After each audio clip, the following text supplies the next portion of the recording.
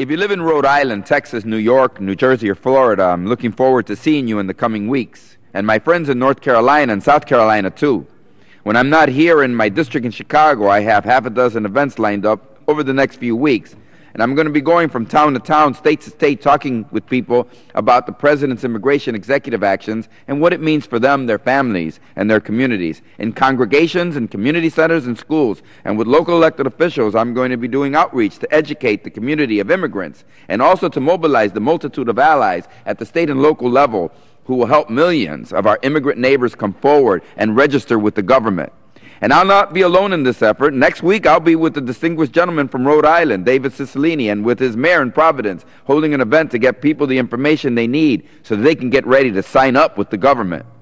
From Charlotte to Houston to Los Angeles, my colleagues here in the House are pulling together events to educate their own communities, and I hope to attend as many as I can. Evangelical congregations across the nation, the Catholic Church, and my own archdiocese in Chicago are stepping up to organize and host events and begin laying the groundwork for millions of people who work and live and raise families in the U.S. to come forward and pay to be temporarily spared from deportation. Labor unions, corporations, small businesses that want to help families remain together, hey, they're preparing too. And mayors, lots of mayors across the country. Apparently, when Mayor Rahm Emanuel of the city of Chicago steps forward to say he will help facilitate the enrollment of families and individuals with the federal government, other mayors say me too, and good for them. We can all help by playing a role in implementing the immigration executive actions taken by the President that will help millions of people. Congress refuses to pass laws that channel people into legal immigration with visas, and Congress refuses to address millions of people who have lived and worked here for a decade or more, and they refuse to address any meaningful enforcement like E-Verify or at the borders and ports of entry because they would rather pay politics and play to talk radio audience. But at the White House and on our side of the aisle, we're actually taking steps on immigration that will address the anxieties of the talk radio audience and not just inflame their frustration with the current mess. Remember, not doing anything, the Republican strategy, that's amnesty. We're going to make sure that millions of American citizens can live with their family members and that we not place American citizen children in foster care by the thousands because we're deporting their parents. We're going to make sure that more of the employment and tax base of the country is on the books, working legitimately for employers who have to follow the rules, and that employers will not get to pick between a legal job market and an illegal one that is not protected by labor laws, wage protection, safety regulations, and yes, tax compliance. We're getting accurate information out to people to tell them that what the President announced is not immigration reform.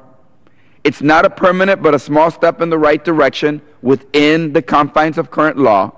As I said during the last Congress, and I'm repeating it again today, I will work with anyone in either party that has a legitimate idea on how to make our immigration system more secure, more legal, more orderly. Most of my fellow lawmakers in this body support legal immigration, and to make progress, we need to break with the group opposing legal immigration. We need a modern visa system that takes America beyond the current system crafted in the 80s and 90s. We need a modern enforcement with an electronic verification system that replaces a paper-based system of documentation. We need modern border security that works hand in hand with modern visa and enforcement systems so that we channel traffic through ports of entry where commodities, cargo, and people are inspected efficiently. More militarization, more deportation, and narrow legal immigration channels have not given us greater control over the immigration process that has led us to a number of problems. If you're serious about border security, legalization, enforcement, legal immigration, then my door is always open. Tell me what you need to move forward. Do you need more fences? More high-tech visas? More immigration judges? Tell me what it will take to get this Congress out of the current rut. In the meantime, I and a lot of my colleagues are going to be out there around the country protecting American families from destruction and protecting millions from deportation.